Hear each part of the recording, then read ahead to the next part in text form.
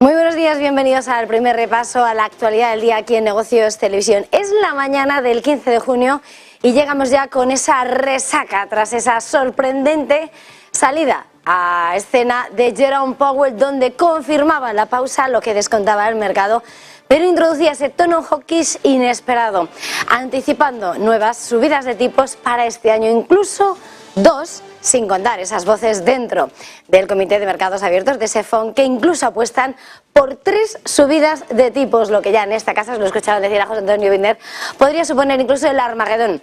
en la economía estadounidense. Jerome Powell anunciaba efectivamente cómo se ha elevado el tipo terminal, el tipo máximo para este ejercicio en un mercado que sigue analizando cada una de las referencias y en la que por supuesto ponía el detalle en el que se va a analizar el data a data, el meeting by meeting, encuentro a encuentro, y en el que señalaba que todo hay que evaluarlo según vayan llegando los acontecimientos. Sacaba también su gráfico con esa previsión en la que incluso ha elevado la previsión del PIB hasta el 1%, pero señalaba como no se aferran tampoco a esos gráficos de puntos, pero en los que sí que ponía sobre la mesa la necesidad de seguir batallando contra la inflación y reiteraba cómo desde la Reserva Federal los de Jerome Powell van a seguir trabajando para tratar de reducirlo y devolver la inflación a ese 2%. Es el contexto, era el diagnóstico y era el momento en el que además Jerome Powell señalaba como casi todos los integrantes del FOMC están de acuerdo en la necesidad de acometer nuevas subidas de tipos. Por supuesto, además, no hablando para nada de recortes y alejándolo muy mucho en el tiempo. Así y con todo, por primera vez en un año, dejaba estable la tasa de referencia en ese rango del 5,25%, pero señalando de forma hawkish, inesperada, que el trabajo no ha terminado. Y elevaba ese pronóstico de la tasa de referencia a una tasa de terminal del 5,6% para mediados de este año, frente al 5,1% que se estimaba con anterioridad. Sin lugar a dudas, Jerome Powell, la Reserva Federal, ha sido y es el gran protagonista, lo que hace que ahora mismo en el mercado de bonos lo que se esté cotizando es un aumento de las apuestas de que la Reserva Federal va a llevar la economía estadounidense a la recesión, con esa curva del rendimiento de los tipos acercándose al pico de inversión que recientemente se alcanzaba en marzo, y con esa encuesta de Bloomberg que muestra que el 61% ve que esos aumentos de la Fed conducirán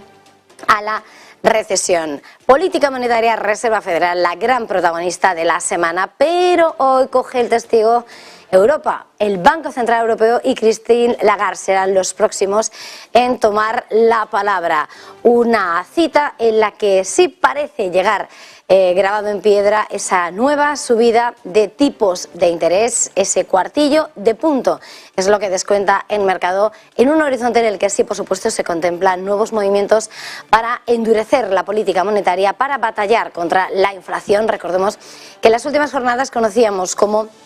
esa inflación en la eurozona descendía en mayo al 6,1%. Es el nivel más bajo desde febrero de 2022 y aún así triplica el objetivo de inflación del 2% y convive además con ese escenario recesivo, un escenario de recesión técnica de manual, tras acumular 2 trimestres de contracción en el último trimestre de 2022 y el primero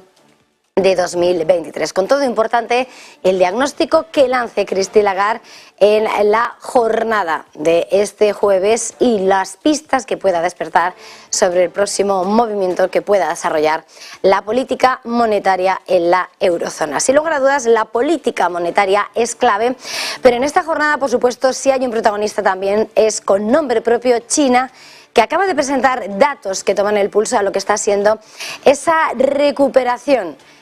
sin apenas fuerza que llega por parte del gigante asiático. Batería de datos los que se han publicado esta mañana y en los que se ve como esa recuperación tras 3 años de aislamiento autoimpuesto por la política del cero COVID ha superado el efecto champán del comienzo y vemos cómo la actividad industrial y minorista se está ralentizando. La producción industrial es verdad que crece al ritmo del 3,5%, tal y como se esperaba, y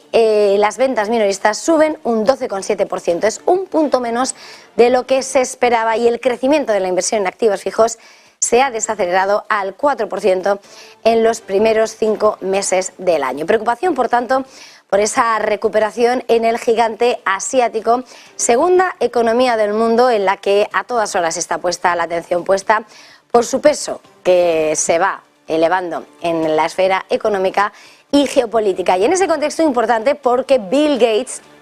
el fundador de Microsoft,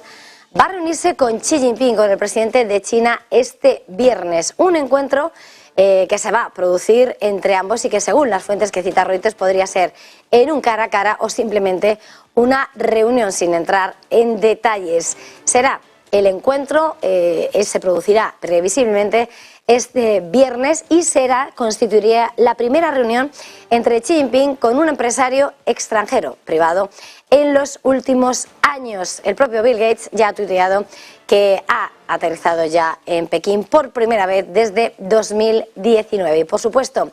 hablando de ese escenario internacional, protagonismo absoluto, también un día más mirando a Rusia, no solo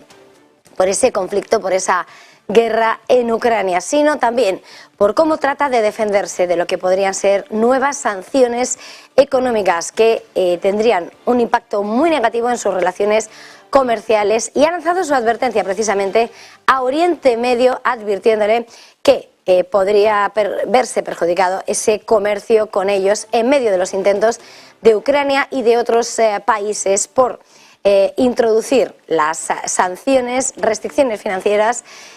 con respecto a Rusia, y podría, ese es el temor de Moscú, ver llevada a la economía rusa a un aislamiento más profundo por esa guerra en Ucrania. De ahí que Vladimir Putin esté manteniendo conversaciones con Oriente Medio, con distintos países como Arabia Saudí, Turquía, también Emiratos Árabes Unidos y fuera de esta zona también, entre otros, México.